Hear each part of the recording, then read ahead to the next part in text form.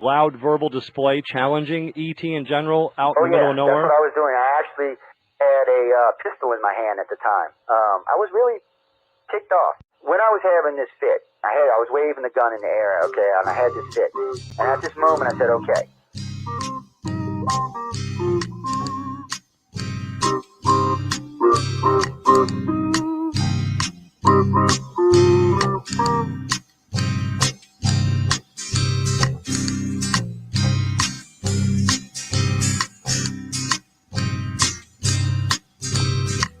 He was a Louisiana man named Montaldo. Folks around called him Six Gun Joe. Worked with ICAR, don't you know? Investigating UFOs. Out for a drive with a gal one night, they stopped to check out the reporting site. When an alien lit right there on the ground, he commenced to throwing his weight around. Now, old Six Gun didn't take too kindly to that kind of thing, especially without Vaseline or anything like that, Seriously. Well, Six Gun looked that critter right in the eye and said, "Any last wish before you die?" Yo, reached for his gun, quick as a twitch, and said, "Fill your claw, you son of a bitch." Now a legend spread across the land about this pistol-waving man. But if you're from space or from Earth below, you don't give no lip to Six Gun Joe.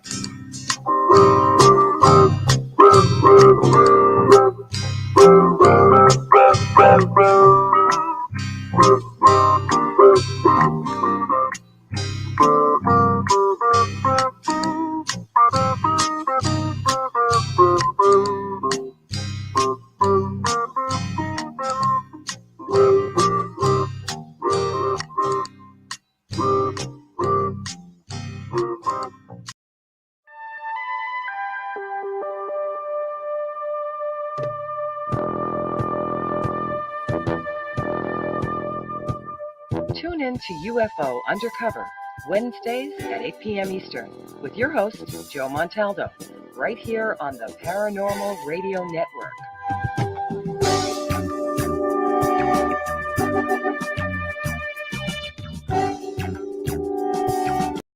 Welcome to UFO Undercover, with your host, Joe Montaldo. Good evening, everyone, and welcome to UFO Undercover. Like the lovely Natasha says, I want to welcome everyone from all the time zones. I mean, you always hear me say, wherever you are on our lovely, beautiful blue planet, whether it's morning, afternoon, or noon. I mean, we broadcast in every time zone. So anywhere you're in the world, you can listen to us. It doesn't matter where you are. There's lots and lots and lots of venues to listen to us on. You don't have to be on anything American. We're all over European and Asian servers, so you can listen to us over there. You don't have to actually log into an American server. It's weird because a lot of people don't realize that the Europeans have their own internet. And, well, they're the way it works, and so do the Asians. It's so they have control of what's going on with their internets. I mean, you can get our stuff on there and you can get their stuff on there, but it's not quite the same as surfing on there. And they have different rules and different regulations too. So just something to think about. I just set my alarm off because I hit my watch. Anybody want to adopt some chihuahuas? No, I'm just kidding. I love my baby girls. Anyway, I hope everyone's been having a great afternoon, or a great morning, great evening. I mean, there's a lot of stuff going on. And we're going to be discussing stuff like the dogon, the Anunnaki, the Sumerians, Aborigines, stuff like this. We may even get into the neskins if we have time, if time permits. There's just a lot of information here. And a lot of this stuff ties into other stuff. The Nemos and the Sumerians, Nemos were just some African tribe way up in the mountains at the time of Great Sumeria. A lot of people say they're the precursor of the Egyptians. Some people say they're an offshoot of the Egyptians. I don't know. And no one's ever actually solved that mystery, so I don't know. I know a lot of people write to me and say, "Oh no, it was this pair of." Oh, sorry about that, Jenny. No, stop it! Don't get me started. No, it was a pair of archaeologists that had came through and had said that they had given the information about Sirius B. But let's see. The problem with this is a lot of this stuff they didn't know back then. Like, what was the mass of Sirius A? They didn't know that. Sirius A is Mass is so heavy that a scoop of it would just fall right through the earth. And we're talking like spoon size. It would just fall right through the earth. Somehow or another, Dogon knew this. They also knew the orbit of Sirius Sirius B around Sirius A, which is 55.5 years. That's what their calendar is based on. That's we didn't know that back then. We didn't know that until the 1900s. And then they also predicted Sirius B and C, which have actually been found now. So I I don't know what to tell you. Definitely, there was definitely something going on there. There was definitely some information given to these people or obtained by these people somewhere. Well, they do. They live on top of a mountain, beautiful, clear. I imagine you can see forever. But the only reason we found Sirius was through a radio telescope. That's how we found it. Yes, we didn't find it. You can't. We couldn't see it through a regular telescope, but we found it through a radio telescope, and that's how we learned of its existence. And since then, it's been viewed and peered many, many times. And each time we found that something near it, something different about it. But this is a tribe in Africa that knew this, and more so than that, they knew how the circulatory system in the body worked. They actually have documented in many cases. They've actually put it in artwork, and of course, it's handed down in their stories. They don't do written from their history written. They do it orally. Which is just as bad as written, but still, they do. It's more than that. On the cave drawings, all they depict the circulatory system of a human body. They had actually done surgery on humans on the skulls. Well, they survived because it grew back, and it grew back quite clean, and also they didn't just die like after it grew back.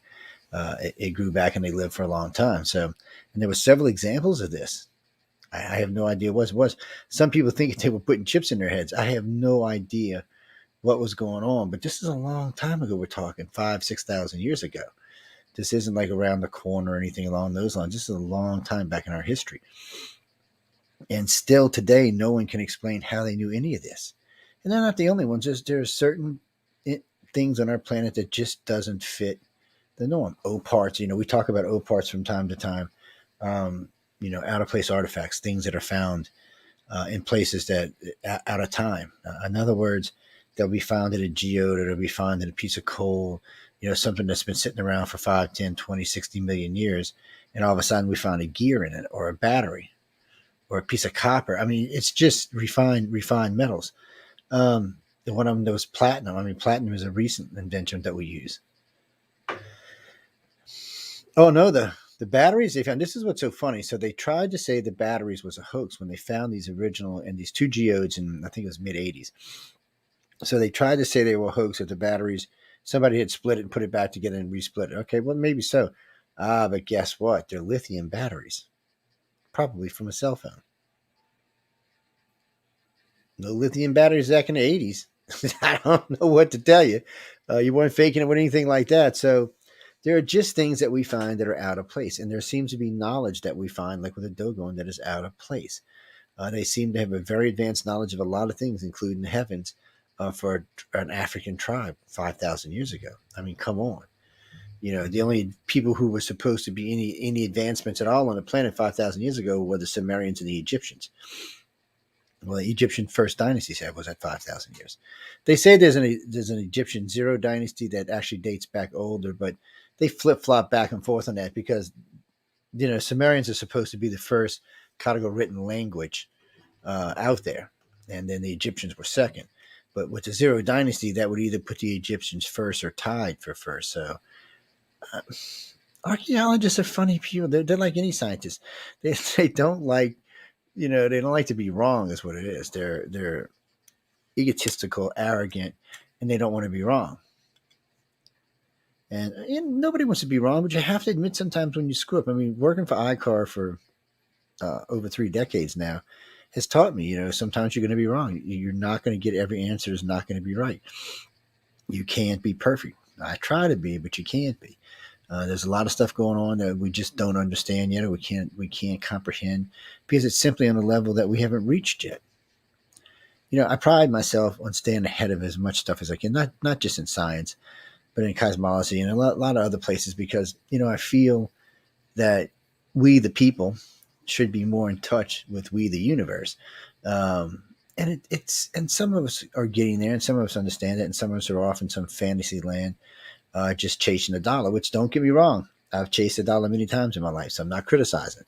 I'm just saying that somewhere along the line, we need to be more conscious of everything around us, nature, the environment, the universe, because it's all connected. I mean, okay, real quick, we'll go through this real quick because I've seen Danny posted this. I've said this a billion times. Yes, everyone on this planet is an alien, depending on, it doesn't matter what you believe. If you believe that God put us here, then he still put us here. We weren't originally created here. We were put here. Plain and simple, that means that we're not native to the planet. Even if he scooped some mud and made us, okay, but we're still not native to the planet. He still had to create us and put us on this planet. If extraterrestrials created us, then they also would have to have put us on this planet. And then, of course, panspermia is the building blocks of life coming from the cosmos and being deposited here, which, remember, these building blocks of life are alien. They're not from our world. So any way you want to look at this, yes, we are alien. You know, I know people get aggravated when I say it, but it is true that we are aliens. And then there's other weird things like the human biological clock being set to 24 and a quarter hour day. What the hell is that about? Our biological temperature for best performance is 10 degrees cooler than our optimal temperature on planet Earth is. Figure that one out. So, but on Mars, 53 million years ago, that was the temperature on Mars. And Mars has a 24 and a quarter hour day. Earth has a 23 and a quarter hour day. A lot of people seem to think maybe millions of years ago we migrated here. Maybe that's who the lost Atlanteans were, when the Martians who originally came here were destroyed by whatever it means. Could have been another alien race, could have been a tsunami, could have been anything. We don't know what kind of technology they brought with them. We don't know how much of it they could bring with them. We don't even know how long ago it was. We know that Mars flew sometime around the same time Venus and Earth is. Sometime there's a 10 million year window there between 55 and 65 million years ago. It's just weird they all three went completely around the same time. No, I think something passed through the asteroid belt. Either there was a fifth planet or they broke up, and when they broke up, a chunk hit Earth, a chunk hit Venus, a couple of chunks hit Mars, and two of them got caught in Mars's atmosphere and Mars's rotation as a moons. So Mars has two asteroids for moons. They're not real moons like you see traditionally in other planets. They're two asteroids caught in Mars's, and eventually they'll get let out. Eventually they'll keep slinging out till they're gone. But right now they're there. So it does suggest it, and the thing of it is that's something else science don't like. They don't like to talk about that kind of stuff because it's something else they can be wrong on. We don't want to think that all three planets went at the same time. Well, that's a better theory. Oh yeah, well, a bunch of asteroids got sent chunking all over the place because something big passed through the asteroid belt, or that planet disintegrated and blew up, and those chunks. Either way it goes, more than likely that's what happened. And more scientists are going there and notice, because when I first started hosting radio 25 years ago, I used to talk about we're going to find water on the moon. We're going to find some type of life on Mars. We'll probably find some type of artifacts on Mars. But we've already found water on Mars now. More than likely, it's looking better and better that maybe underground we're going to find some type of life, maybe a plant life. It's going to be a little bigger than just microbiological. It's going to be something a little bigger than that. And we're headed towards that. It's all part of the desensitization programs. It's part of bringing us to a point where humans are ready for extraterrestrial contact, and we're not.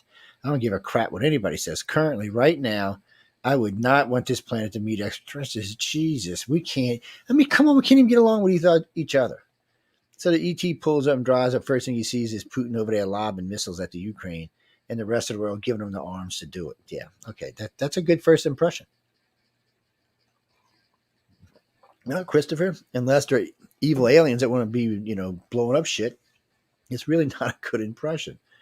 And here we are in 2023. 2023, we still have starving people. We still have wars. What the hell is wrong with us? I mean, are we just dysfunctional as individuals or as a world? I mean, most people I meet are intelligent, so I don't know how this crap gets let to go on. They get in groups and they get panicky and stupid, I guess. I have no idea. But, if there were aliens visiting this world, they would have to be looking around going, should we leave right now? Are our ships capable of taking nuclear destruction? It's a nerve-wracking place to live at the moment. And if you're an extraterrestrial, I mean, you'd have to think, these humans aren't the brightest things talking about blowing each other up. So yeah, if I was an alien land race, I would just move on by, my friend, move on by. But it seems like, judging from all the stuff we've learned from the ancient world, like the Neskins and the Aborigines and the Dogon and the Sumerians and the Egyptians, it seems like they've been here a long time, at least as long as we've been here. I mean, so the first cave drawing I ever seen, I wasn't even into this yet. It was the first cave drawing I ever seen, and it was a picture of some deer. This was somewhere in, I think it was in England actually. Uh, it was in a cave over there, so it was a picture of a herd of deer running with some people chasing it, and all of a sudden you see three big white discs. That's what they were, in a like a triangle formation, just kind of sitting there with a beam coming down. I guess actually stopping the deer. I guess it's not the first time I heard that. And then there's also a picture in a cave. I think it's either New Mexico or Arizona of a is it in New Mexico? It might be in Texas. I don't know. It's somewhere out in the west. I want to think it's in New Mexico, but anywhere, it might be a little higher up there. But anyway, what they show is the same picture but with buffalo. It's actually pictures of buffalo. It's like a big herd of buffalo, and you see these three same discs, this flat white disc, and you see the Indians out there with spears and arrows. I don't know what they are. Obviously, it affected these two. And then there's a story from the Middle East of the big silver shield that blew the gates open and let the invading army in. Both the winners and the losers recorded this. You can't. It's hard to get around stupid stuff like that. And then, of course, there's all this middle art, all this Middle Age art, all this Christ artwork, I call it, with all these extraterrestrials or spacecraft. And I mean, there has to be 300 or 400 pieces of art that depicts something that looks like a spacecraft with an individual in it, and a human-looking individual at that. Well, there's the one with Mary. She's standing there with a baby, and there's people all around her. And then on each side of her, there are comet-looking things flying in a straight line with individuals inside of it with like gears and stuff, or handles or shifts or something. Don't ask me, dude. That's hard to get around. What the hell were they taking pictures? Look, first off, let's just be honest about this. Anything flying before, say, we'll go deep, 1780, is very interesting because, I mean, the hot air balloons started, I think, in the 1800s. So anything flying before that wasn't a plane or a meteorite, what the hell was it? And there's lots of depictions of stuff flying around in the skies all throughout ancient times, all the way back for as long as man has been able to draw and write. We have depictions of things in the skies, all the way back to cave art. So what the hell? And even today, in the year 2023 AD, we are still seeing these same things. It's what the hell do you make of it? Is it coincidental? It could be coincidental. The Dogon don't seem to think it's coincidental. The Sumerians don't seem to think it. The Egyptians didn't. The Mayans, Aztecs, the Toltecs, none of them thought it was coincidental. None of the Pueblos or anything like that did. They all thought that it was someone or something came from the heavens, for lack of a better way of describing it, to visit. So it would be one thing that if it just happened in Europe, you could say, oh, okay, it was some kind of mass hallucination or mass, how when people start a story, it just kind of runs on its own, something like that. But let's not forget, for a long time, the Americas had no contact with Africa or Europe. I mean, I couldn't tell you how many thousands of years were, but it was 4,000 or 5,000 years for sure. It was probably longer than that. It's probably closer to 10, where they had no contact with the Europeans or the Middle Easterns or the Africans. They were just the American continents, and they were doing their own thing. You had all these great civilizations down, in Central and South America, and in North America, you had Indian tribes all over the place. It was just one of those things. I know. A lot of this stuff gets hard to explain. And so, they're both seeing the same things on different sides of the world. One's using blood sacrifices to appease their reptilian gods. Others are doing other kinds of sacrifice. It's like the pharaohs of Egypt. So, the pharaohs of Egypt supposedly have this disease that makes their head like this. It's elongated head, right? And almost everyone who describes a human type alien describes them with this elongated head. It's supposedly 6 or 8 inches deeper than ours. In other words, if you're looking straight on them, they look like humans, except they're usually bulkier, taller, thicker, because they come from a different environment than we do, probably a 2 or 3G environment. And so they're probably the reptilians are the same way. They're heavier, thicker, stockier than we are. Both of them usually somewhere in the 7-8 foot range, probably 500-600 pounds. Which suggests they're probably from a different type world than we are. Well, if you would have grown up on Mars, you would be more like the Greys. You would be kind of wimpier, or because you wouldn't need a bunch of strength. You could jump to the second floor without any, with any real effort. It's only 6G, so or a third G, so you could jump up there. You wouldn't need stairs or ladders. You could lift up the back of your car, your rover, to fix it. You wouldn't need a jack. So it's just, but if you came from like a 2 or 3G, your body would be heavier, stockier, stronger all the way around, because it would have to have the extra strength to deal with the extra Gs. And of course, when you came to a planet like ours, you're like Superman. I mean, you're super strong. You're 3 or 4 times stronger than the average human. And if you came from a heavier world, then you're that much stronger. So it would make sense. A lot of the stories you heard about them, a lot of stories you heard about the giants, a lot of stories you hear about a lot of stuff just fits into all the alien lore. It just all seems to kind of tie together. And that's the only thing that can really seem to unite the Americas to the Europeans, or to the Africans or the Middle Easterns. I mean, they were seeing the same things at the same times. It's just this was a different side of the world, and they had no contact. So the stories couldn't have jumped. These had to be. And then the neskins are down there painting these giant lines, which they must have been floating around in balloons. I don't know how they did them so perfectly. I mean, math is math, and I understand that, but you had to have seen these from an aerial view, or somebody was seeing from an aerial view. And then they were boarding their children. They were taking boards and strapping them to both sides of the children's heads, so that it would make their heads squish back and forth, like what we were talking about, the elongated heads, like the pharaohs of Egypt had. And they were doing this on purpose so they would look like their gods. Yeah, I mean, they had a very specific view of what their God looked like. Just like you see, the Christians really, when they talk about Jesus, they have multiple views. When you listen to the Dogon talk about Nemo, they have a very specific view. When you see what the Neskins wrote about their gods, they have a very specific view. These aren't just like, floating around. These are because they've seen them up close and personal. Well, I got popped in the mouth in Catholic school one time because I said Jesus was too pretty for a Middle Easterner. Because he looked like a white boy, that's all. Well, it depends where he was from in the Middle East. He could have had curly hair. Most of my Jewish friends do have curly black hair. A lot of my friends from the Middle East are darker. Yeah, I'm just saying that. So I don't think it was a legit depiction. But when you have these two different worlds giving you depictions of the same aliens or the same ships or the same events, it's different. You have to really stop and think, what the hell is going on here? Curtis, we're going to talk a little bit more about it in a few minutes, but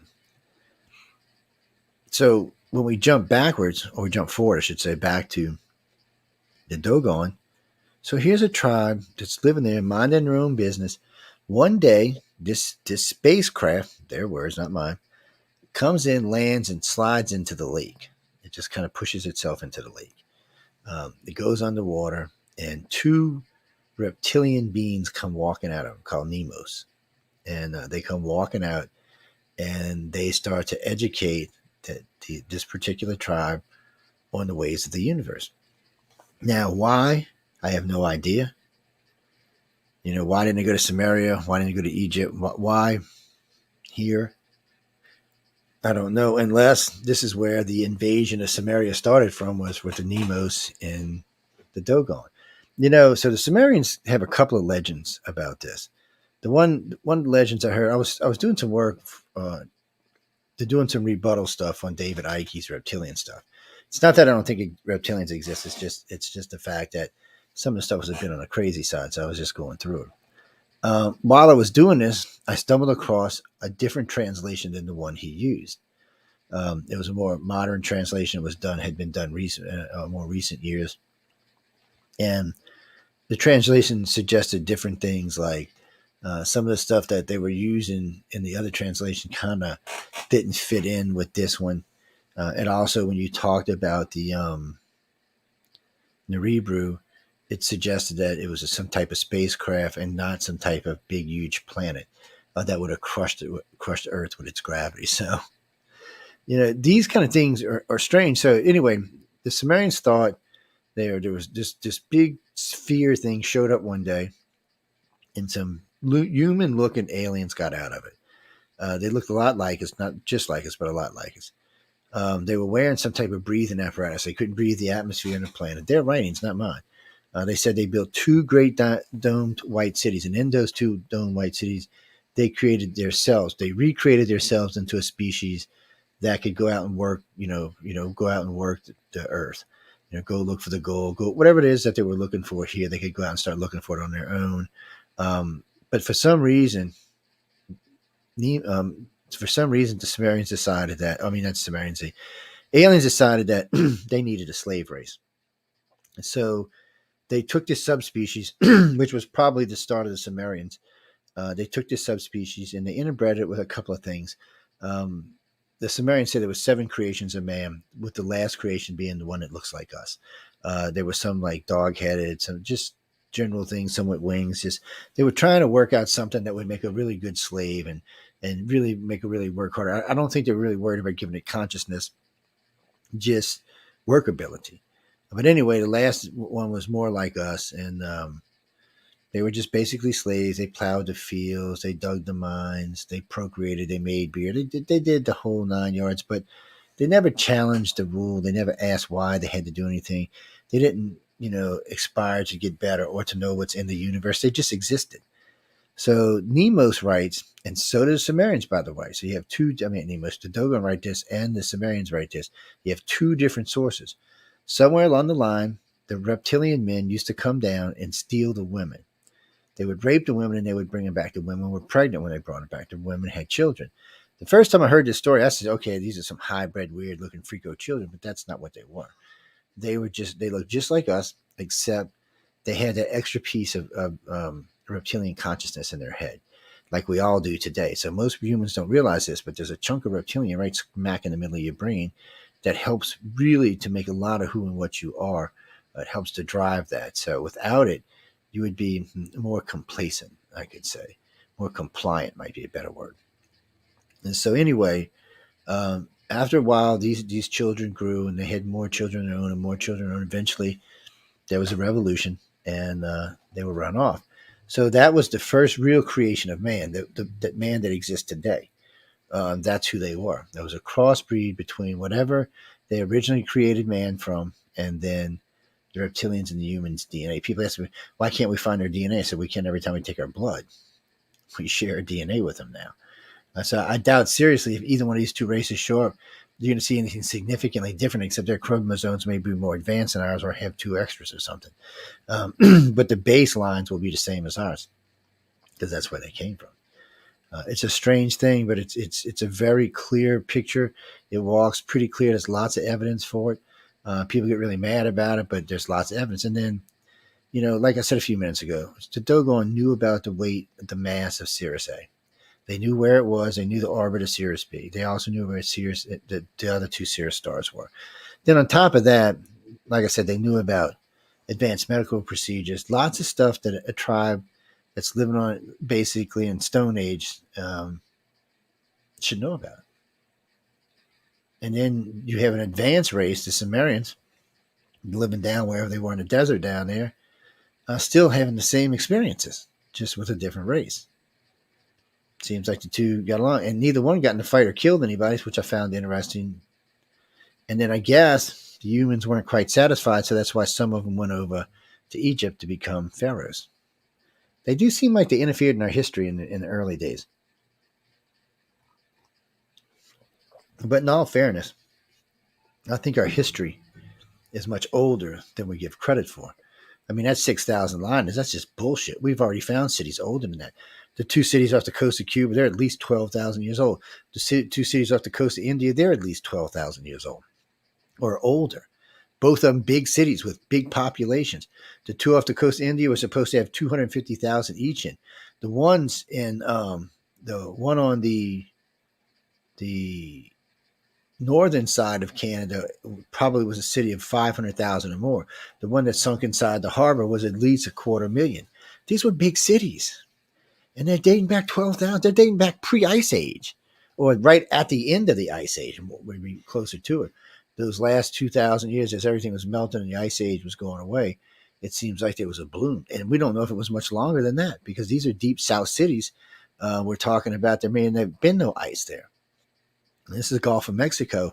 And as far as I know, the glaciers didn't cross the Gulf. Yes. And then the ones off the coast of India, they're also deep south. So they may have been far enough to beat out the Ice Age. It might have been why they were. And with the ice holding so much water, there was great places, great land, and they built on them. Well, unfortunately. The ones in India, that's probably what happened. Water just rose. The ones in Cuba, it looks like there was some type of collapse because of the way the harbors and all are shaped. It looks like there was like something just sunk it down. They say the three pyramids, there's three pyramids like Giza's. You can look for them yourself. You can find them online. The one, they say all of the area of Giza could fit inside of that pyramid. That's how big it is. Nobody ever wants to talk about them. Nobody wants to do expeditions. There was a Canadian-Cuban expedition in the early days. And the reason I found out so much is a friend of mine, actually two friends of mine, drive subs. They own subs, those little mini subs they drive around. I met the first guy who he actually drives the yellow submarine. He cracks me up. I talked to him just recently. But I know another guy who's he does the same job, and he was working with him. He was one of the farriers running people back and forth. He said, man, it's huge down there, Jerry. He said, it's just incredible. And they weren't even gag ordered until a year after they were talking, because the Canadians, and they were talking a lot, and so were the people who were diving, and all of a sudden it was like a gag order went out. And then slowly but surely, pieces of it started disappearing from the internet. What happened was enough of us took screenshots of the maps and downloaded the maps that they couldn't wipe them all out. Yeah, on my computer, I have at least 4 or 5 shots. So now you can find them now. If I find them in a little while, I'll show y'all. But it's you got to wonder, who were these ancestors that were building these massive cities, 10, 15, 20,000 years ago? Who were they? And were they around when RH negative came on the scene? Was this something they triggered by being these mass? You just wonder, could any of these be the sunken city of Atlantis? I guess we're not going to get to find out. I don't know what the deal is that went off of Cuba. They just don't talk about it. Well, there's supposed to be 2. There's supposed to be one on the northern side of Cuba, facing the United States on the corner, and there's supposed to be another one inside the harbor. One's sitting in, I think one's in 2,000 feet of water, and one's in 8,000 feet, 800 feet of water. Either way, it's not real diving. You can't really do diving. But still, here we are as a society trying to figure these things out. We can't even figure our own selves out now. And we have mysteries far greater than who we are today, left by our ancestors that for some reason we're either scared or ignorant. We either just don't want to figure them out, or we're scared to figure them out. I mean, there's been some serious mysteries left around that could seriously change the way we look at our planet and the way we look at our life. But the powers that be, for some reason, don't want to mess with them. They're scared of them. Maybe they're scared they're going to lose power. I really don't know what it is, but just for some reason, the powers that be seem to be. And it doesn't matter who it is. It could be Putin. It could be Xi Jinping. It could be Joe Biden. It could be any world leader. They have their reasons why they don't want to do this. Who's my favorite world leader? We're not going into that right now because I'll get in trouble. So we'll leave that alone. Yes, well, we're just going to leave that alone. You know what? Come see me on Friday night. This will be this Friday night's our last real hard news show because the next 3 shows we have guests. So we'll be doing news in the early part of the show, and then we have guests the rest of the show. So, yeah, we have a couple of people coming to see us. Yes, we do. Gary Haslin, he's part of the Rendlesham group and the Cape of Green group. He's got a book coming out, so it actually came out. He's going to be coming on the show to talk about his book with us. And then a good friend of mine and one of our directors, used to be directors for ICAR, Shirus Brown, will be coming on to talk about some extraterrestrial stuff that's been going on with her and other people. So, and then after that, either on the 7th or the 14th, Tom Reed will be joining us from. He's one of the illustrators for Writers of the Future. He's the one he did their cover this year, so he'll be joining us as well. But anyway, enough about all of that. Mm-hmm. Well, the dogon are always fun to talk about because they're an oxymoron in the way they exist. I mean, when you look at them, you're kind of like, okay, how do you know this? How can you possibly know? I want someone just to tell me how an African tribe 5,000 years ago or 6,000 years ago knows the weight, the mass of a star. I mean, they describe it as I forgot what they call their spoon thing, but they describe it as it's something like the size of the cap of a Coke bottle, full of it. If you were to hold it, it would pull you all the way through the planet out the other side. They know this. How in the hell can they know this? Who told them this?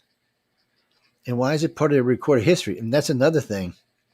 When they tried to say these two guys educated on their history recorded was before that.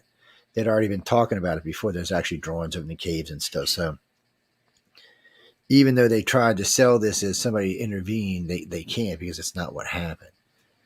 But that's another thing. Here we are, humans. Just what we want to cover this up.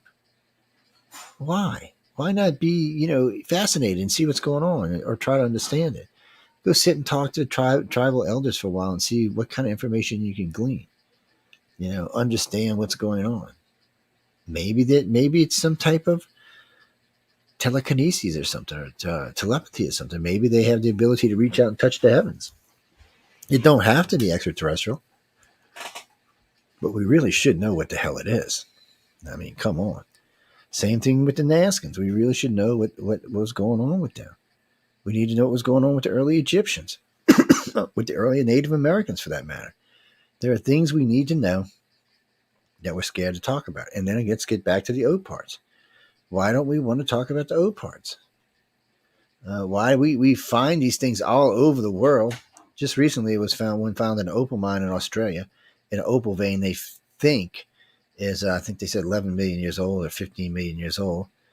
And what it looks like a brake pad from a car. That's what it looks like. Whether it is or not, I don't know, but it looks just like a brake pad from a car. From like an 80s to 90s model car at that. I don't know. Sometimes they suggest that maybe there was advanced life here before, and there was some kind of great cataclysm that wiped it all out and turned it over and buried it. And we're just a second or third generation of it. Because let's be honest, there's been life on this planet for 1 billion years. Some people want to argue for longer. Some people want to argue shorter. I'll say 750 million just for the sake of argument. So man's been around for 2 million years. 2 million years out of 750 million years. So it only took us 2 million years to evolve to where we were. How many times, because we have done this before, how many times? Maybe the reptilians evolved. Like the vipers. Maybe they evolved. Maybe they became an intelligent species. Maybe they figured out how to get off the planet when whatever was coming was coming.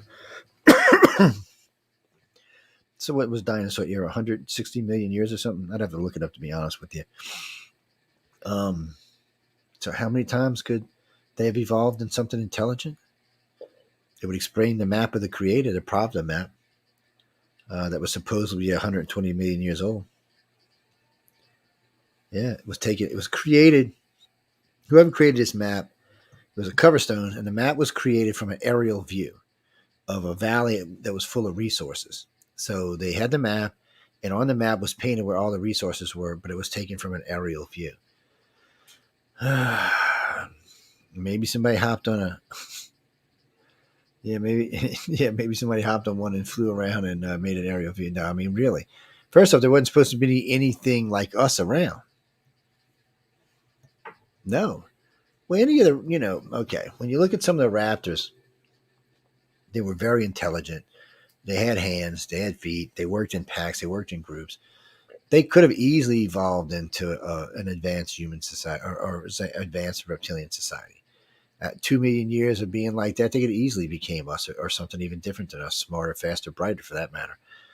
So trying to say they didn't and trying to say there wasn't no evidence, well, of course not. The planet's been wiped out a dozen times. I mean, every 150 million years or so,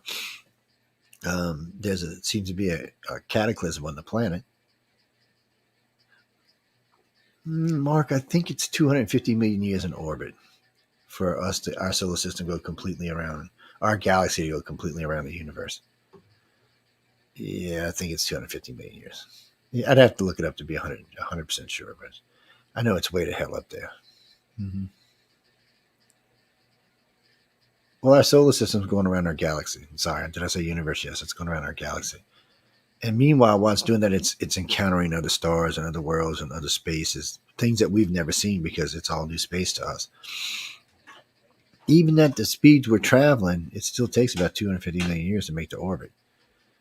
So no telling what we're going to encounter along the way. And if there are alien species that live along the way, there may have been times in human history that we encountered them. Or if there was a cataclysm happening in our world and we were passing something near close enough that the occupants of this planet could jump over to it, they may have. And that may be who's coming back and visiting us now. This may be this reptilian race may be an extremely advanced race that was on this planet 100 million years ago, and they were off. Now they came home. They found us. So they're just hanging out watching us. I mean, they haven't killed us or ate us or anything. So, well, think about it. They came back and found humans on their planet. What are they going to do? Just wipe everybody out? I'm sure there's some rules about that and whatever cosmic consciousness that runs around in the grand scheme of the universe. And since we may have been descendants of some of the humans, they might have took a dim view if they would have wiped us out. So, and here we are. Well, it's our planet. No. See, when they left and it became our planet. Yes. It's like when somebody moves in the apartment, it's no longer your apartment, it's a new person's apartment. Yeah, same deal. Oh, yeah. So we're the occupants of Earth now. And who knows? 2 million years, 10 million years from now, we may be wiped out and a whole new species may evolve into something entirely different than this one. That's the problem. We just don't know. And the planet's young. We got almost 4 billion years before the sun goes supernova and kills us. 4 billion years that we can evolve in this planet. Yeah, 4 billion. I mean, the planet's already 5 billion years old. 4 more billion years that we can evolve. Do you have any idea what we could become in 4 billion years? Or how much of the known universe we could have conquered, or I shouldn't say conquered, infested might be a better word. I mean, we could be everywhere. Everywhere. Humans, it's going to be fun to watch us. We're going to be like setting up veins, spider webs all over the place. So as we get into space, we're going to build a base on the moon. We're going to build a launching platform in Zone 11. We're going to put another base on Mars. We'll probably could put a couple of different types of bases in the asteroid belt because we're going to be mining everything in its mama. We'll probably put a one on Mars somewhere. One on the sorry, y'all. Probably keep one on Mars and probably put one on the backside. One around the maybe 1 or 2 around Saturn's moons. I mean, the amount of moons that Saturn and Jupiter have are ridiculous. I think there's 200 between them, so there's lots of room to put bases around it. And then, of course, I'm pretty sure they'll put one on Pluton. They might put one on Charon. They'll definitely put something out in the Oort cloud, maybe 2 or 3 things. Now we found there's some decent sized stuff out there. And then when we get there, we're half the way to Proxima Centauri, 1.8 light years away. We're almost into another solar system at that point. So after that, we'll just pop out 800 light years or 600 light years and put up another base. And then we're less than 600,000 light years from Proxima Centauri. 600 light. I'm sorry, half a light year from Proxima Centauri. Yeah, as we're going along, and once we get to Proxima, we'll build that. We'll start heading out for another one. We'll put bases here. We'll go get on this planet. We'll go get on this moon, and we'll just keep going and keep going and keep going. And that's not even traveling at light speed. That's just traveling at half light speed or a little more, a little less. We don't have to go that fast to get out there. I had the same conversation with Michio Keiko. It's just one of those things that you can get out there and go along and spread out. Spread out into something different. Make a different world for us, different life for us. And eventually we'll get far enough out and humans will be living on space stations in different worlds with different gravities.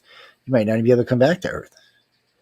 Where you were born might not allow you to go back to Earth. The gravity may be too strong or too weak for you to live there. So, these are things that are just going to happen as we go in age. Yes, one day we might get faster than light speed. I'm not going to rule that out, or wormhole technology. That's stuff that'll probably come. But until then, thanks to Elon Musk, and I used to preach this all the time when I used to host Wake Up USA. I said, if you really ever want to see the space race really bloom and see us really get into space and see the world really change, privatize the space industry. I said that for a decade and almost 2 decades, really. And bam, here comes Elon Musk. I wanted to kiss him. I really did, man. And then here comes Jeff Bezos and your boy McAfee. And they're going to space, and they're saying, screw you, NASA, screw you, government, screw you, Russia, screw you, China, screw you, India. Let us show you how it's done. And that's what they did. You're talking about China, right? Well, China's a different political system than here. China's a great country. It's a beautiful country too, from what everybody tells me, and they got a lot of great people over there. It's just hard for private industry to do what they do in America. It's just a different political setup. That's all. Now, eventually it won't be, because eventually the Chinese government will have to allow their entrepreneurs to compete with America's, and then all of a sudden space will frickin' bloom. You ever see the sci-fi shows where everybody's speaking American and Mandarin? That's probably how it's going to be. Because both of us, whether right now we're friends or not, both of us want to get into space. And both of us really want to get out there and look for resources and look for other things in space. So if the two countries can get along long enough, eventually their entrepreneurs will take the countries out there and make the countries become friends again. Well, it's just a better way of doing it, because entrepreneurs are not going to do it cheaper, better, faster. They're going to do it in fact, like I might be on this spaceship one day, or I might be on this hotel one day. Japan's already petitioned the UN twice to put a hotel up. Now, eventually, they're going to let them do that. We're headed in for a different world. If we can keep from blowing ourselves off the planet in the next 5 or 10 years, because there's some really heated bullshit going on, we will bloom into a society you've never seen before. Next thing you know it, within 100 years, we'll be on 5 worlds, at least maybe 10. And we will really be getting out into space, and we'll really be changing the way we look at society. And as we ease some of the tension on Mother Earth, as we colonize Mars and put bases on the moon and put bases where we're taking population from here, it'll become a different place here as well. There's some solace about knowing the human race will survive. Right now, if we get stupid, there's no more human race. We're going to wipe everybody out, and that's going to be the end of it. And something else will come on take. But with Elon Musk and these guys going to build colonies on Mars and change the world, and build colonies here and build colonies there, well, then, Earth's going to survive. And more than likely, no one will survive. It probably will stop fighting with each other. We will be like, well, I'll just move out there to hell with this place. Or I'll find a new world to go live in. And there'll be opportunities for that. There'll be opportunities for new colonies, all kind of stuff. Well, I have faith in this. I don't think, for the most part, well, China's got to protect its interests. For the most part, I don't find them to be the problem. Russia's the problem right now. Xi Jinping is willing to work with America. He just don't know what to do with Biden. Nobody knows what to do with Biden. No. If Trump was in office, none of this shit would be going on. And, I didn't vote for him either time, actually. Before you asked, I didn't vote for him either time. The way you were typing, I figured that was your next question. It's just when you look back. Well, Putin said this on Pravda television, being interviewed by a BBC broadcaster. He was asked, "Would you have gone to war with Donald Trump in office?" And he said no. And he said clearly it was because you cannot understand how he would react. Yeah, because Trump might just say screw it and say, "Look, you get the hell out of there, or we're going to blow your ass into the next, to the next incarnation, whatever." I would hope they wouldn't make that choice. I've got a lot of friends in China. We got a lot of broadcasters there too, and we got a big reach over there. It's I have a lot of friends there, and I like a lot of what's about their culture. It's no, but I've been knowing a lot of people for a long time. Yeah, I've been around for a while. What's my favorite? My country's my favorite country in the world. What kind of dumbass question is that?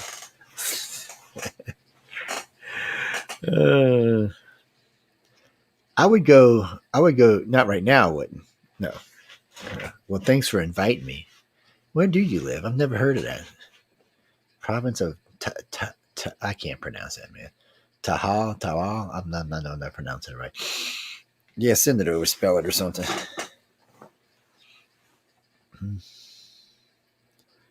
No, not right now, because it's probably not a good place to be doing a tourist right now. But a year and two from now, when everything calms down. I get several friends that live in Hong Kong and in Beijing. Yes. And then this gentleman I know, Neil Good, he lives on a houseboat in the Hong Kong harbor. Nice houseboat, too. Yeah, it's a nice setup. Anyway, we're getting off track now. Well, no. Okay, real quick. So the Chinese, part of the deep part of the Middle East, some of the deep part of what's left of South America and Native Americans and maybe Aborigines have 5,000 or 6,000 year old societies where some of their writings and beliefs can be coming to be. So the Mayans, Aztecs, Incas, and Toltecs were all great astronomers, just like the Chinese were great astronomers. They mapped the sky well ahead of anybody else. Yeah, well, once you have a telescope, you can start mapping the sky. Yeah, there's India is a whole different type of society, just a whole different type. Yes, I got a lot of friends in India too. The station's been around for 24 years, and we've either had hosts or directors in most of the countries in the world. So, or we broadcast there, so it works out.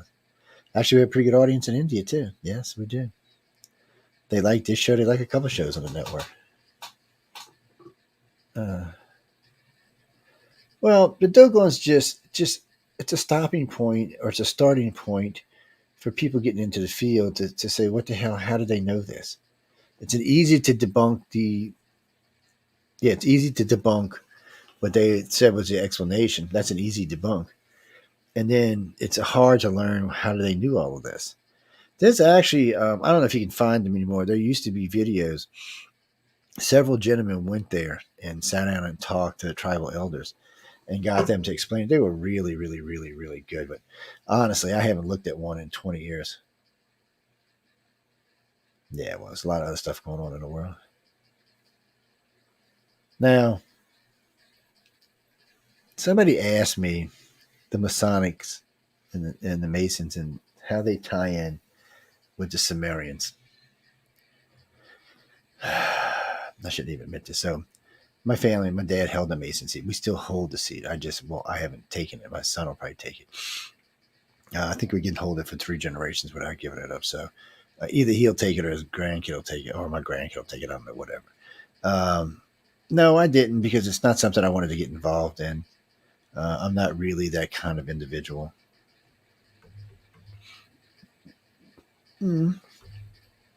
One, I first off, I have a hard time with any kind of being told what to do kind of crap. So, if it's somebody I respect or somebody I really like, it's a different thing. But no, and they've got their weirdnesses.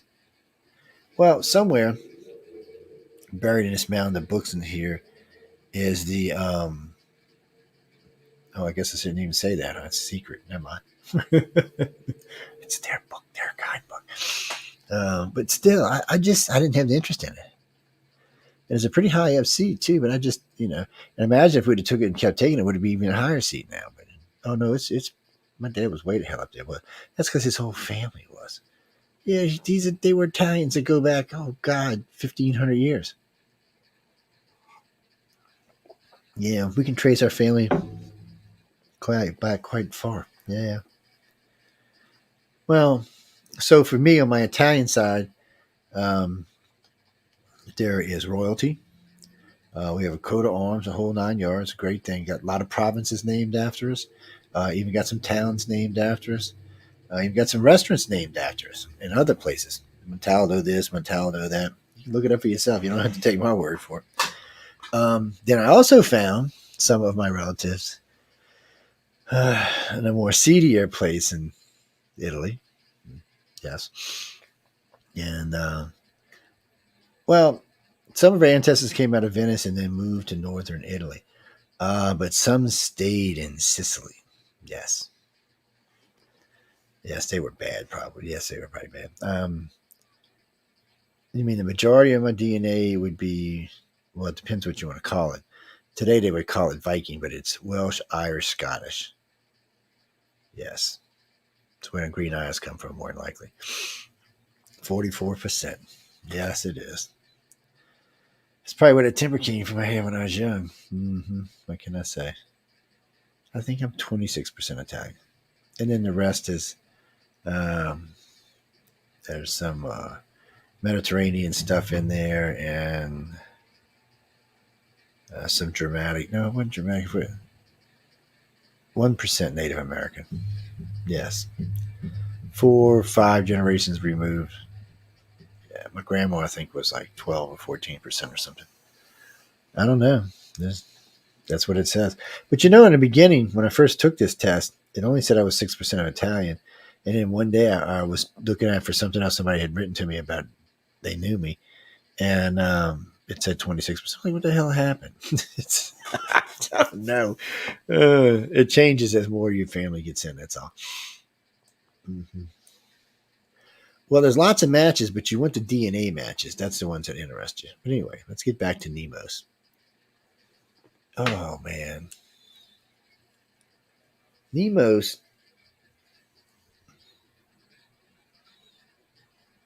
Well, no, they were. That's who visited the dogon, the Nemos. It's Nommos, Nemos. And they say these aliens came from Sirius, the star group. And yes, that's where they said they came from. That's why I knew all this information about it. They also said they were amphibious beings, and amphibious beings. I can't get it out for some reason at night. Oh, that's what happens when I work all day and that. Mm-hmm. Well, it always started out with how did they know Sirius B and how did they know the orbit of Sirius B?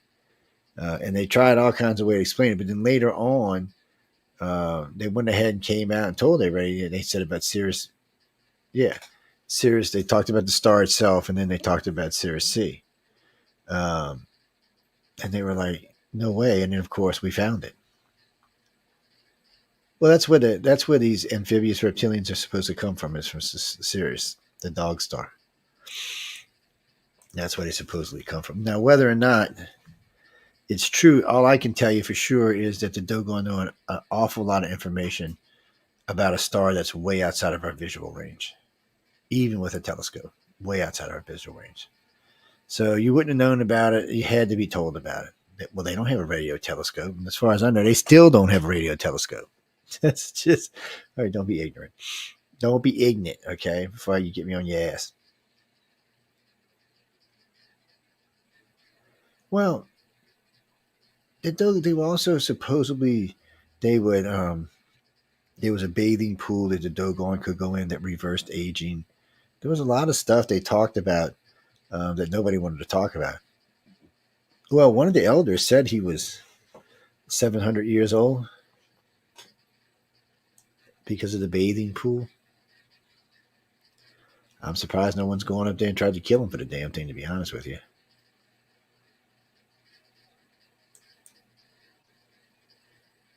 Well, they call them Nemos. I mean, some people call them reptilians. It's really in whatever you're going to call them. From I mean, they branded them. I mean, they were the first one to talk about the Nomos. They were the ones who actually talked about them. They were the ones who talked about Sirius, where they came from. They gave great deals about these aliens. I mean, great. There's a lot of information about them. They gave a lot of information. It's just nobody wanted to talk about it because they're kind of like, well, Joe, these damn aliens and more aliens. That just cracks me up sometimes. You mean tonight? I don't know. I'd have to look, but the show usually does more than 2 million. Why? Oh, I keep forgetting you can see us on Roku. You can come see my pretty long hair. Look here. Look at that. Look at that. Yes, that's because it's dry and that's why it's not up. Ain't that aliens? The aliens love to come play with my hair. I'm sorry, I was just wrong on so many levels. I apologize. What do you mean the Nordics? Wait, who? The Pleiadians and Nordics are not the same beings. I don't know why people always do this. Personally, it's whatever you want to believe. So, well, the reason I say that is because I was always taught that the Pleiadians were these really pretty human, ooh, hey baby, looking kind of guys, and yeah, and a lot of people thought the Nordics were the Greys. But then some people say the Nordics are the really pretty blue-eyed guys, and the Pleiadians are the Greys. Look, don't ask. I get tired of it. I mean, I've been in the field a long time, and I get tired of it. It flip-flops around. But it's because there's no central. Look, when I first got in this field, one of the first things I asked was, can we set up a central database and assign a bunch of famous ufologists to oversee it? And just get information into it. And get correctness, get things that, come up with the proper terms, set the proper information. Oh, no, you would have thought I was asking them to kill their freaking children or something.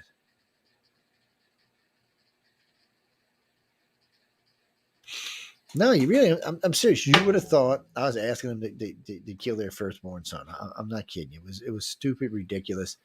It was, well, no, because all right, you have ufologists who study UFOs and UFOs and extraterrestrial, but basically the people who study abductions and alien contact are the ones who pretty much are already in sync with what terms they use, how many they think are being taken and stuff like that. But the other field is not. It's wild, curly, crazy, and it needs to be reined in. And they just say whatever the hell they want.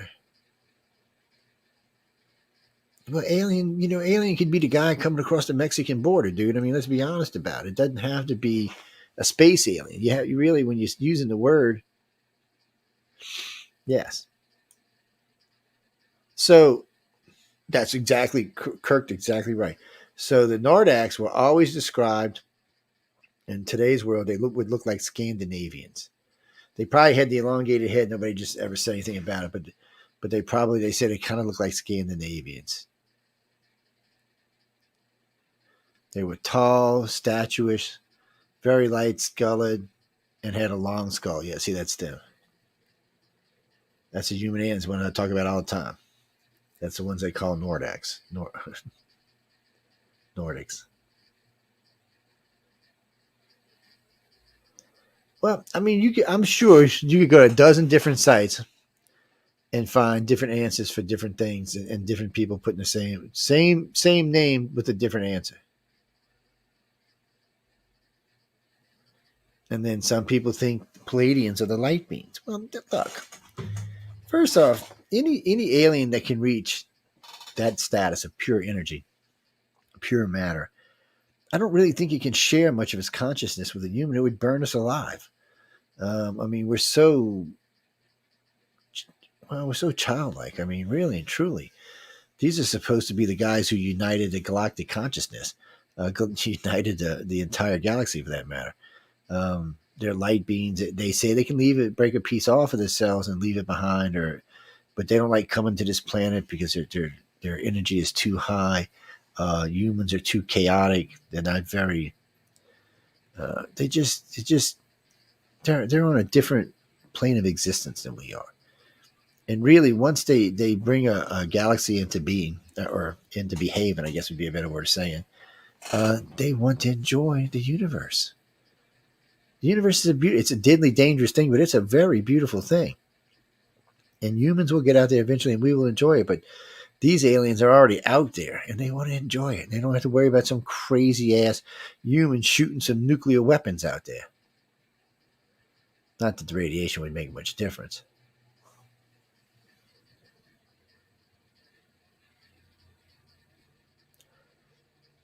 Well, when people talk about the Nordics, they talk about blonde hair, blue-eyed.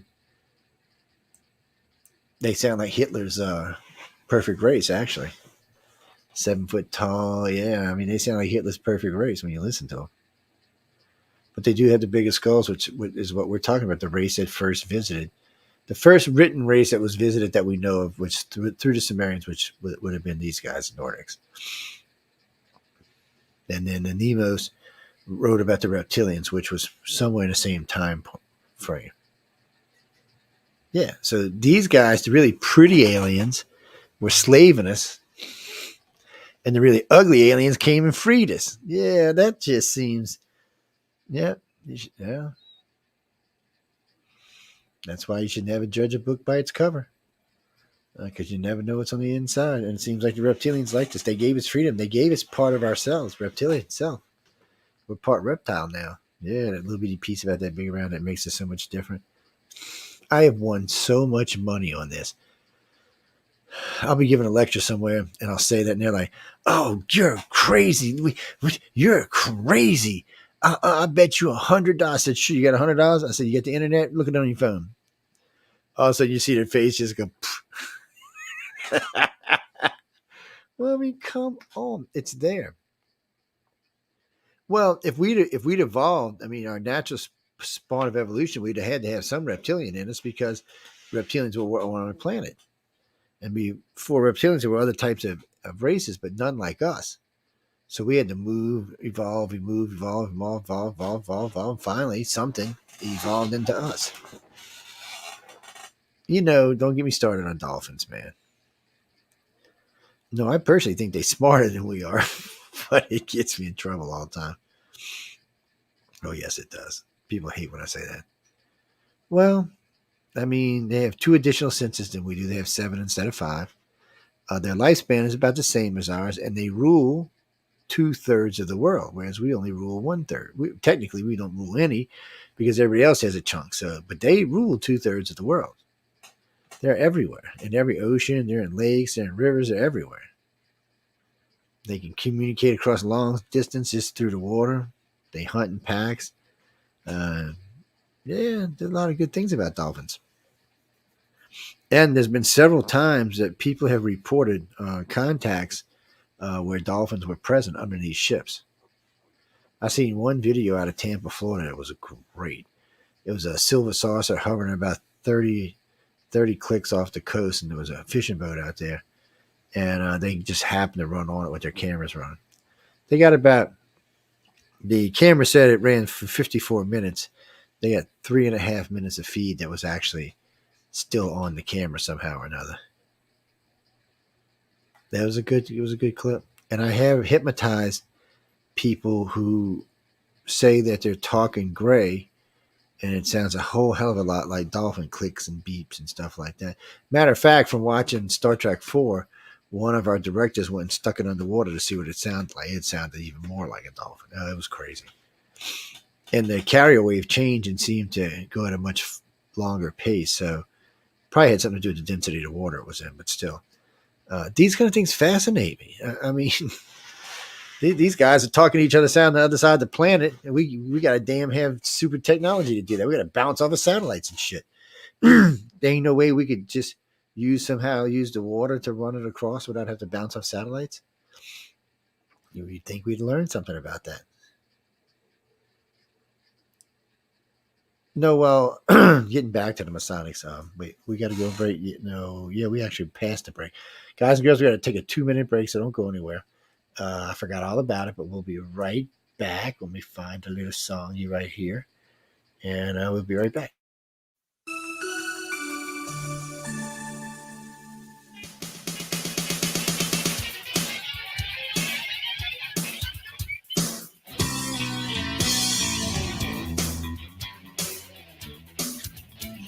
Show yourself of the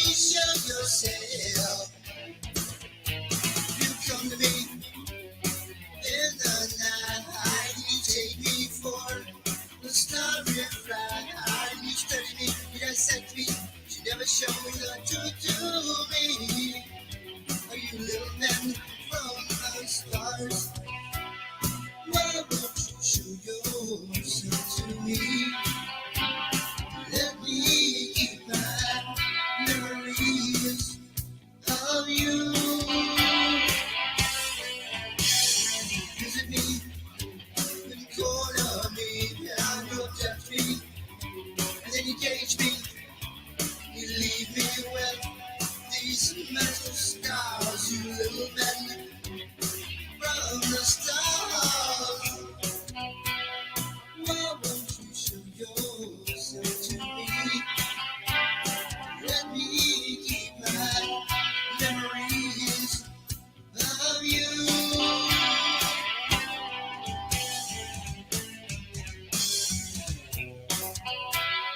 Why won't you show yourself to me?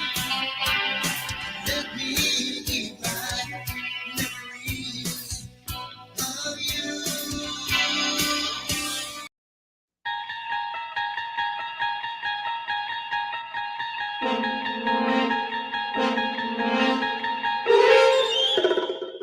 You're listening to UFO Undercover with your host, Joe Montaldo, right here on the Paranormal Radio Network.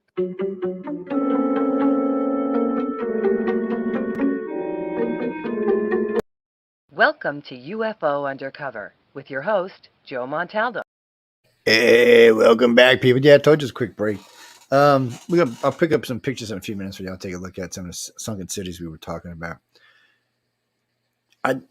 Jimmy, it's getting into the. I don't know if we got enough time tonight to get into the Masonic stuff. We only got about 26 minutes or about 36 minutes. There are some similarities to some of the Sumerian stuff in the Masonic stuff. It would take a long time. We'd have to actually sit down and kind of break it down, and maybe we'll do it on a show in the future. But there is some connection, not just there. The Templars have some connection as well. The Sumerians had really were the first civilization to set the pace on what a civilization should be as far as modern humans go. Remember, as far as the Christians concerned, that was the start of civilization 6,000 years ago. Of course, we know that's not true now. We know it was before then. And we know the planet is much older than what we were all taught growing up and going if you went to Catholic or went to a religious school. So we all know that. Fortunately for me, I was a big geeker. I love science. Used to get me in a lot of trouble in Catholic school. And it's one of the reasons I left. I was like, look, guys, I said, there's some science to some of this stuff. Oh, if God didn't say, I said, well, maybe God helped us create science to understand how ignorant some of you people are. Yeah, not the answers they wanted to hear, by the way. Am I religious? No, I'm spiritual, not religious. Over the last 20 or 30 years, I've told this to people 100 times. No, I believe in spirituality, not in religion.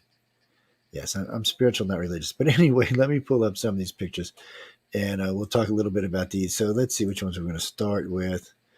You know what? Let's do, I think this is the ones off the coast of India. So let's do these first. Well, maybe we'll do these first. I might be lying to y'all. Come on, I just clicked on it and didn't want to go there. Come on, click. Okay, maybe let us do it now. So, all right. So these, let me get this. Oh, man, this is just trying to be irritating. All right, there we go. Let me blow this up a little bit so I can actually see what's going on here besides y'all. Oh, yeah, there we go. All right, let's see. These are the ones off the coast of India. This first one, just typical Indian building over there. This is stuff they found. Now, a lot of these are above the water now. These are some that are still under the water, by the way. But a lot of these are above the water now that tsunami had revealed them, like this one. You see this. This is one of the ones that had been revealed. I mean, these were huge cities. No one had no idea existed. Obviously, they hadn't been doing much diving off the coast of India. But no one knew these existed. Don't forget, there's supposed to be some off the coast of Japan. The first time I seen the ones the coast of Japan, I was kind of like, well, typical Sumerian stuff there. I was kind of like, they kept saying it was shear, where shearing hives from the movement of the continents and all made the rock shear, and that's the way it's sheared. And I was looking. At first, I was kind of like, maybe it's kind of steppy looking. And then there was like places you could tell were altars. Obviously, there was just, and then there was things like cut in between the altars and the stairs. I mean, there was just no way it was what they said it was. And also, it was supposed to be 12 to 15,000 years old. We talk about these things, but yet the rest of the world doesn't want to talk about it. You're not going to see them on the news like you should be. People are not going to be saying, oh, this is a great find, and these are. Oh, well, what was in 1970s? They found all those bronze works. I think it was in was it the Indian Sea? No, I forgot where it was. It was one of maybe the Mediterranean Sea. But they had found these. They were great. They had found these things underwater that had no idea where they came from.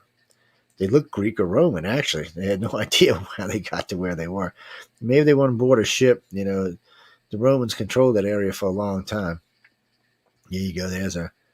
Well, that's what a sphinx is supposed to look like. But then it's not just that. When you get into the Mediterranean itself, you find a lot of sunken areas, a lot of stuff that's sunken, places that they find here. You can just see where the steps just go right into the water.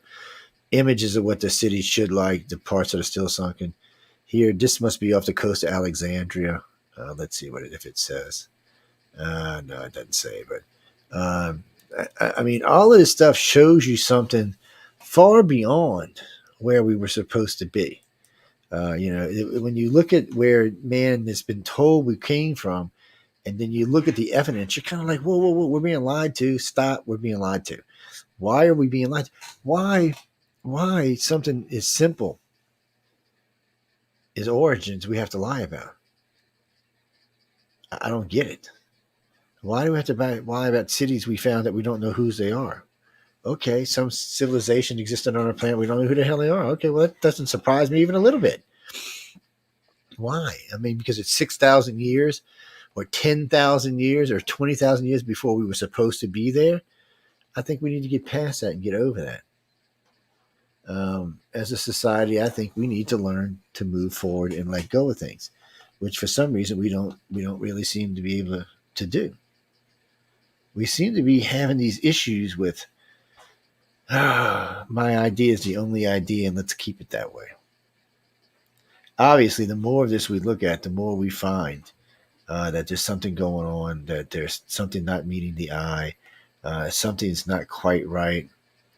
But, Danelle, it doesn't always have to be alien. I mean, there's certain times where, so we know it's a multiverse.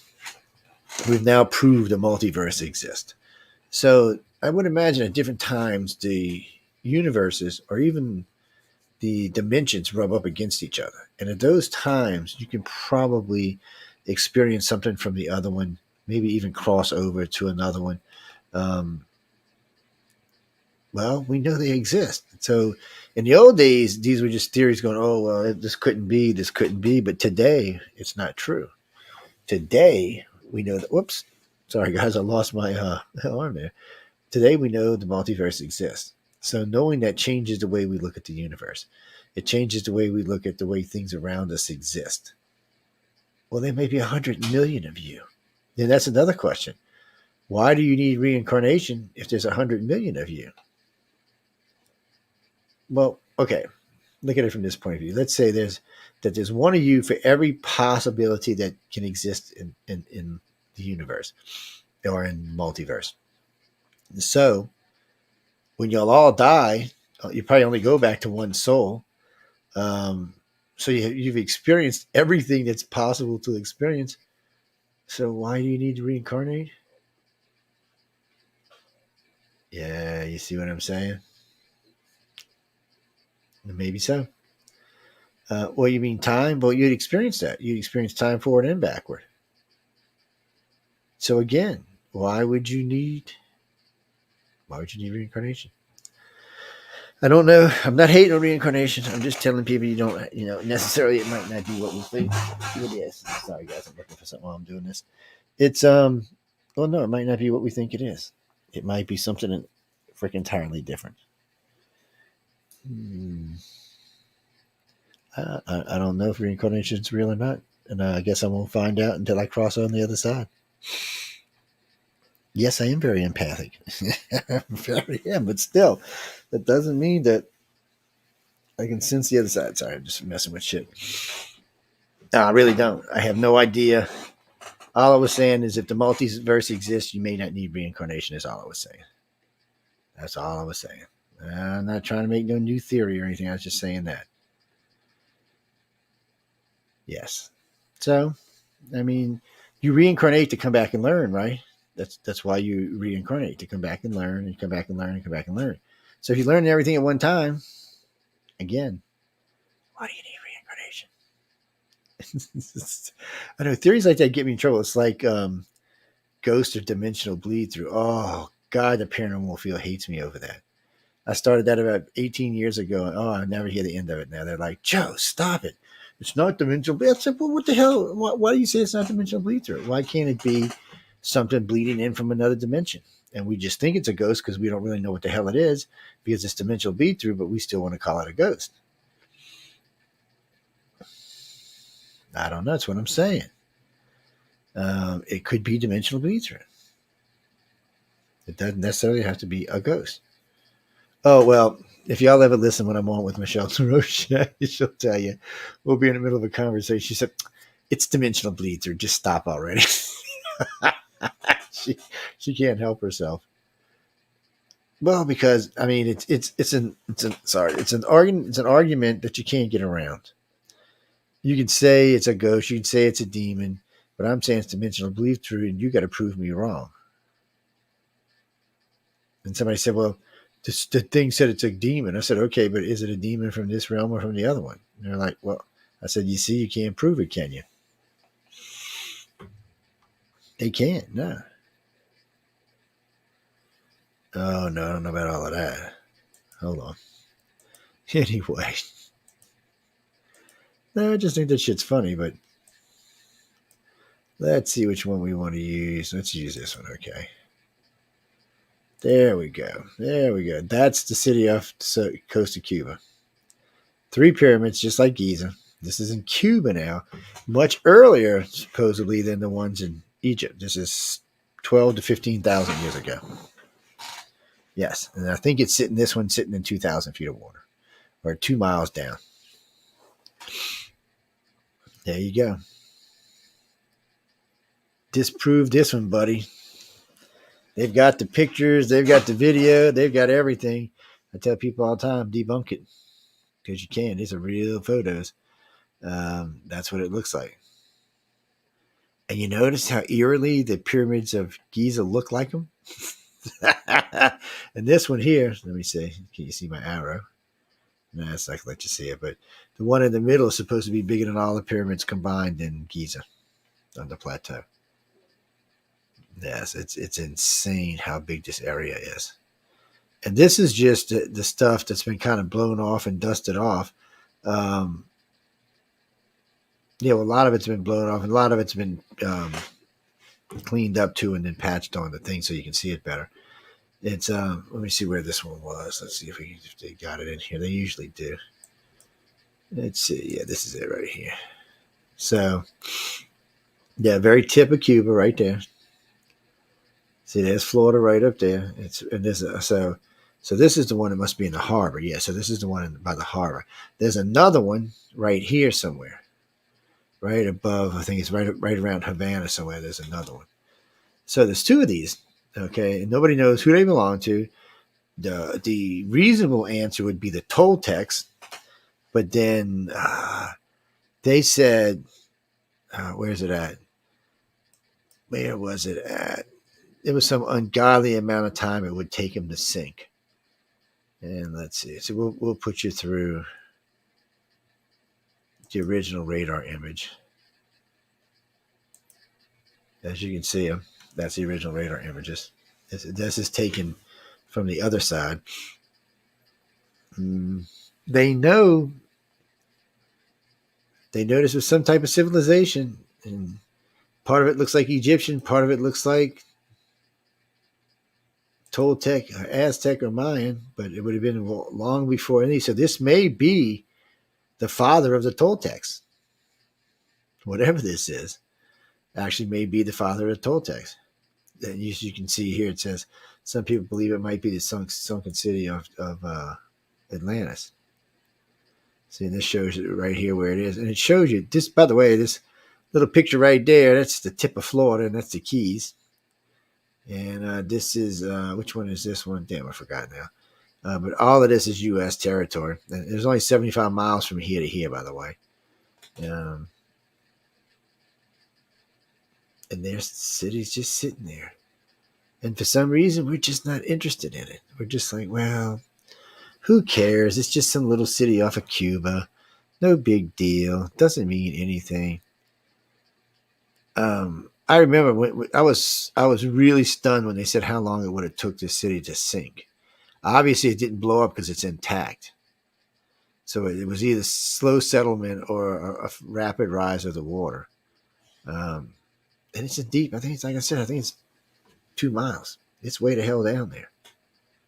I mean, that's not something that just happens overnight. That had to take tens of thousands of years to sink.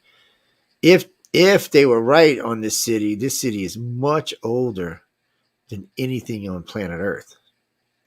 Maybe that's why they don't want to talk about it. There's an article. Hell, I don't even know where it's at, but see, these are just images where they're trying to give you an idea of what this may have been, may it look like. Bethel, is that your name? You might be able. Cuba lets tourists in, so you might be able to go diving. Being that you're, where are you from? No, you're not even American. Yeah, they'll probably let you go, no problem. Yeah, they won't. Cuba's pretty liberal about that kind of stuff. Cuba's not exactly a closed society. They're just pissed at the Americans. And they weren't that pissed at the Americans because, I mean, Obama was over there watching baseball with them just a few years back. Yeah. No, because these are just pictures, just images. But there are a couple of articles out there. You'd have to go dig them up. They're not that hard to find. Just type in sunken city off the coast of Cuba, and you'll find them. There are articles out there that will tell you how old they are, how old they think the city is, things like that. What is the hold on, let me get it out of our system. Yes, look at that sexy beast, man. They, how old they think the city is. No one wants to even talk about who they think it belonged to. Okay, so this is not far from Bimini Road. So there's a structures that lead out of here headed towards the direction of Bimini Road, which is supposed to be one of the roads that was going in between Atlantis and some other city. Well, they believe all of that was raised, all of that was above the water at one time. All the bottom side of the United States and Cuba, and they really, for the most part, the Gulf of Mexico was enclosed. There was just a small outlet that came in and out. Yeah, everything else was much higher. The Gulf was much lower. Well, the Gulf gets like 4,000 to 5,000, maybe even 6,000 feet deep. It gets the hell down there, buddy. Yeah, it's not. It's beautiful though. When you got in the deep, it's really, really pretty. Well, I've been out to the rigs and stuff. I've been out to rigs that don't belong there. They don't exist. They're not on the official rig map. Well, there's a map that shows you where all the rigs are. So if you want to go fishing, you can. And then there are rigs that are not on the map. Sometimes there'll be U.S. boats tied to them, U.S. military boats. Some they're bigger. They seem to have big centers that go down, like they're probably working something underground. Well, I ain't going knocking on the door, my friend. Hello, Mr. Military. Can I come in? I got a Class 10 security kids. Can I come down and say, yeah, well, come on down. Let's see if we're going to let you out of here now. That's why some things are need to know, my friend. Yes. That's why some things are definitely need to know. No, I mean, it's just, we just forget about them. I mean, there's good evidence here, and we just are like, screw it. Just like the ones off the coast of India, we're like, screw it. The ones over Japan, we're like, screw it. We don't want to talk about them. We want to ignore them. Just like the dogon, we want to ignore them. Just like the O parts, we want to ignore them. But it's our fault. As society, it's our fault. We could hold their feet to the fire. We just don't. I think a lot of humans deep down don't want to know the truth. I think they don't really want to know the truth. Yeah. Because they're scared. They're scared. Because people are scared to know what might be coming or what might be here, what might have been here. Do you want to know, okay, here's a city that could date anywhere from 15,000 years back as far as a dinosaur era. Do you want to know there was a city around for them? Who the hell was in it? It wasn't supposed to be humans. in Dracinda. I will actually be in New Orleans tomorrow.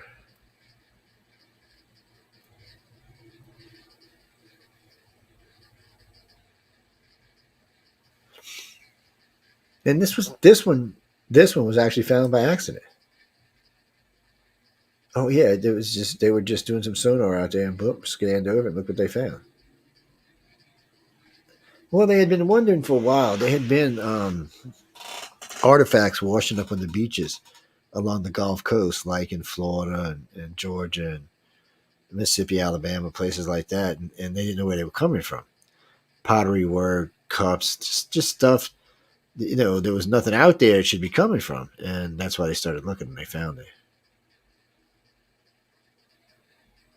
Yeah. Well, they really think these were connected to something. That they weren't just isolated cities, they were connected cities. That this was a vast network of cities and land and stuff, and something happened. I mean, obviously something happened. Either there was a big ice melt at one time, or something shifted. Something definitely happened. So, and wait, this is one of my favorite points. At no point during the Ice Age would it have been above sea level. How long did the Ice Age last, people? You remember how long the Ice Ages last for? You better look it up. You're going to be surprised. You're going to be surprised. Yeah, so if it would have been at the end of the last Ice Age, that was 12, 15,000 years ago, depending on whose take you want to take on it. But before that, the Ice Age lasted a long time, so it's from before the Ice Age. Here's a city that's from before the Ice Age, and no one wants to talk about it. What the hell? Why do you not want to talk about this?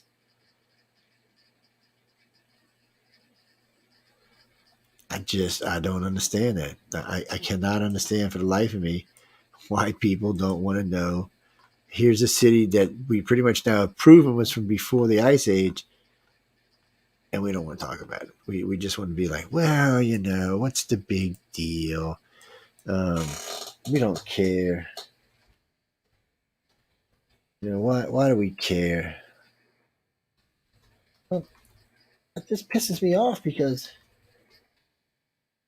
we should care. We should want to know what the hell. We should all want to know. I want to know because I want to know who these people were living on our planet. Was it something else? Was it us? I mean, it looks like the start of the Toltec civilization, so I really want to know who they are. And where were they when all this Ice Age stuff was going on? So the last Ice Age lasted 50,000 years. 50,000 years. So this thing is at least 56,000 years old, at least. We don't know when it went underwater before 50,000 years. So here's a city, oldest city on the planet, and nobody wants to talk about it.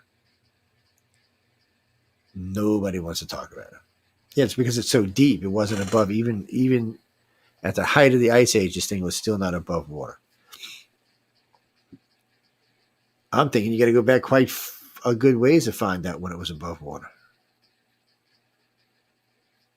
Maybe it was at the same time that the RH negative showed it was, which was about 50 or 60,000 years ago. 40 to 60,000 years ago. Maybe that's what it was.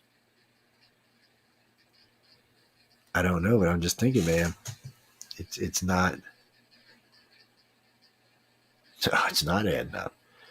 So, well, there's always been an argument of where the civilization started on the planet to start off with. Well, because, two parents in Africa. Well, that's bullshit. You can't have two parents. There would be so much inbreeding that the planet would be a disaster. No, you could not have that. That's an impossibility. That's why there's laws against breeding with your sisters and brothers, because inbreeding can cause major problems. So we know we didn't come from just two parents. More than likely, if evolution even works for this, more than likely it was several tribes of humans living around this planet, scattered all over, probably in Americas, probably in everywhere else, and they slowly interbred with each other until Cro-Magnon was left. Well, we know Neanderthal was there. We know there were some other ones besides that. And we found skulls in South America that are much older than they should be. So we're kind of thinking, well, maybe, yeah, maybe we were all over the place already. Well, that's the way you have a healthy. So to have sustain a healthy population of 8 billion, which is where we are right now, we had to have a minimum start of like 4,600. That would have been enough diverse DNA that we could have bred to a healthy population that we are today. That's the only way, though. So that wasn't no one tribe or two people. That was probably several different tribes. Well, you didn't even want inbreeding in your own tribe. That would be a disaster, too. That's just another disaster. No, that's just another disaster. I don't know, Brian, but inbreeding's not a good thing, and I don't see what would have been a good thing for humans as a society. Oh, you mean they get mad at me all the time about this when I talk about this stuff? Hey, Christy, I didn't even see you in there. I just seen it just now. People want to live in fear because they want to be coddled and petted and loved on. Well, you have to stand up for yourself because there ain't many people going to stand up for you. There's a few people in my life that I would stand up for, but or if I seen someone in just distress or just being beat or something, I'd probably get involved because I'm a dumbass. But you have to be strong in the real world. You just really need to know. And I know it's hard. I mean, there's a lot of bad shit in the planet. A lot of people want to hate you. A lot of people want to be cruel to you. A lot of people want to tell you stupid. It doesn't matter what they say. It's all about you. In a good way, not in a bad way, I mean. Well, I see a lot of people walking around carrying a lot of hate and a lot of fear. It's not a good thing. It's not going to help you out in the long run. It's more than likely going to make you sick. What do you mean? You mean how do I de-stress? Oh man, what did I do? Damn, I must have cut myself. Oh, I'm sorry, guys.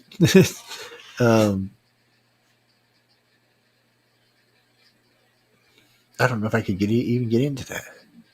Well, because I'm kind of complicated. Well, I like to walk. Well, right now I'm walking because I want to drop 15 pounds. Well, I already dropped 5 of it, so I need to drop another 10 of it. But no, that's because I'm going somewhere. When I get back, I'll get back and drop probably another 10, 15. Then I'll be happy. But it's it's hard because I like going walk, and sometimes I'll take my dumb dogs with me because the small one is just ignorant. Just walking with her is a challenge, is all I can say. It's like it's just a challenge. And of course, they wake me up every morning trying to lick my sinuses out. I do meditation from time to time. I like to sit sometimes when I have the time, which is not as much as it was. But I live in a really beautiful place, and you can just sit on my porch and watch the sunset, listen to the listen to the wind, listen to the birds, watch the fish, watch the other bird. I mean, it's a relaxing place, and it's comfortable here, and I can walk. It takes all of about 3 minutes to walk out to the main beach, which is 300 yards from my house. But across the highway, but there it is. There's also a deep water boat launch there, so I can also finish watching the sunset there. It's I can lay out on the beach, enjoy myself, and there's secluded beaches here, so I don't always have to be around with a bunch of people if I don't want to be. It's just a nice place to relax, or I like taking long rides. I like seeing things. So sometimes I'll hop in the car and jet for 6, 7, 8 hours. And it don't even have to be somewhere new. Sometimes just to get out and get around. Believe it or not, unlike most people, driving relaxes me. It just, I guess, for lack of a better way of saying it lets me unwind. Yeah, I didn't want to say it like that because of the implication of driving, but it's damn. Oh, I know what it is. I forgot to put a tie-in. Sorry, that's what it was. We got a couple minutes left, so we'll take a couple questions before we go. But I would suggest reading up on the dogon. They're interesting read, I'd say. Suggest reading up on the sunken cities off the coast of Cuba. They're a very interesting read. There's lots of stuff there's lots of stuff that doesn't add up around the world. Now, we've done several shows on O parts and stuff like that. There's just things that just don't add up. And like a city that predates the Ice Age. Where the hell? Who the hell? Who the hell were these people predating the Ice Age? I want to know who they were. I really do want to know who the hell they were. I mean, does any of us today have a relationship to them or ancestries? I'm curious to see who in the hell these people were. I mean, obviously, it was a great civilization. They built huge pyramids. Well, to me, I feel like those pyramids look more like what you see in South America versus what you see in Egypt. Well, the one looks like a little bit like one you see in Egypt. I think it was Khufu's pyramid. The rest look like what you would see in South America. But predating the Ice Age, I mean, this changes all kinds of. It's bad enough that we found cities that are 12 and 15 years older than the ones we found. I mean, because, Sumerian's supposed to be the start of civilization. Now we found something 6,000 years older than them in India that suggests they were the start of civilization, which changes the whole way you look at the world. And then now we're finding something that's 50,000 years. So think about this. If that's true, then the start of civilization was in the southern part of the United States. See, but that would change everything. They'd have to change all kind of stuff, and they don't like doing that kind of stuff. They're little crybabies when it comes to admitting they're wrong. We ain't put Ogai crew in nothing. They ain't found shit, man.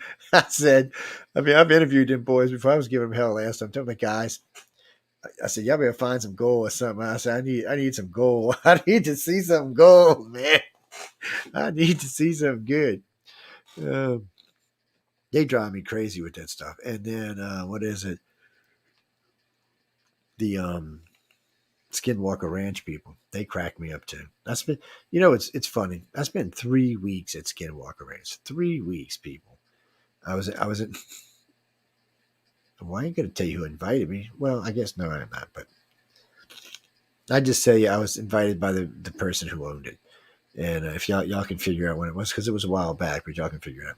The person that bought it from the government is actually the person I wouldn't spend 3 weeks out there for. Yep. He's like, hey, John, I've heard you talk about this before. You want to come see what's going on? I'm like, sure, man. I'll come spend some time. Well, all I can tell you, man, I got myself good. All I can tell y'all, I don't want to mess this show up, man. I just don't want to. Look, I'm not normal to start off with. Y'all know that. I didn't really. I got worried actually because I found that there was radiation contamination all over the place. We started getting they're little cards you can carry on you to let you know if you've been exposed to any type of radiation. It changes colors to the intensity of the radiation, by the way. Well, because there was lots of radiation. See, people forget. That's what cattle mutilations were about. It's the government's way of testing for radiation contamination without alerting the people. Just the other day, the government confessed to a UFO, one of the best UFO pictures ever taken. It was a U.S. project. They finally confessed to it after 50 years. Yeah, I mean, this happens all the time. And cattle mutilations is one of those things. I mean, it was perfect cover. One, they really only happen west of the Mississippi River. They really don't happen east. And they don't really happen any other place in the world. I know they said they were in South America, but when we checked it out, that's not what they were. So the thing about it is almost everywhere you find a cattle mutilation, you find a testing area somewhere within 100 miles. So what they do is they come in, they take a helicopter. Many people have talked about these helicopters. They heard this thing come in, they heard it when it touched the ground, but it really didn't make any noise. Well, they got some helicopters, they're muffled pretty good. But what the tipping point was, when I was talking with one of the sheriffs, he said, oh, no, well, at least they got the caucus, they can collect the insurance. I was like, really? So I started asking all of them, do you have insurance? Every rancher I met that had a cattle mutilation had insurance on his cows. So his cow was replaced. It was no foul, no damage. And somebody said, well, we can't suck the blood out. I said, have you ever seen a vacuum pump suck blood out of anything? I said, they can drain a human in less than a minute. And I said, I don't know what you're talking about. And we've had laser technology since the 60s. And I said, so I don't know everything that's happened humans could do. And it's a good way of covering up something. People want to think it's alien. And this way the government can monitor those areas, those hot zones without getting caught. Oh, yeah, I got sanctioned for it. I did, but still, there's nothing they can do about it because it's out there. Well, because, it's one of those things. Not everything they want to do is alien. That's what pisses me off. It makes it harder to prove to the normal everyday people what's real and what's not when there's so much bullshit going on. When people want to prove something, they want to fake something, they want to do something. I can't even tell you how many hoax I've busted over the years. My first 5 years, hardcore 5 years in the field, everybody thought I was a debunker. I was constantly debunking shit because it was just loads and it still is. I got tired of debunking it, to be honest with you. I really did. But we got to go now, guys, because the fabuloso Michel de Rocher and Emilio Passano is coming up. And they are in the outer realm, and they are just always being bad, mischievous, and evil. So y'all should go check them out. Not like my sweet, nice, kind self. Yeah. Well, I will be in LA. Janine and Don will be out there from April 22nd till April 30th. So stop on by and see me. I haven't found the hotel out. I will ask John when I talk to him tomorrow what hotel they're staying at. The last one we stayed at was the Roosevelt. So they always usually put us in a nice hotel. Oh, I had a fabulous suite. Oh, yes, I did. And last time I flew business class, so I fell asleep in the... Oh, yeah, it was great. Great, Chris. It's great to see you come in. But anyway, we got to go, guys and girls. So thanks for everybody hanging out with UFO Paranormal Radio with Joe Montaldo and United Public Radio. Being aware, we have a new site coming out. It's cute, pretty, nice. Y'all going to like it. It's a lot functional than the other one. And we'll be giving away some stuff on this one, too. So on that note, good night and stay tuned for the Outer Realm.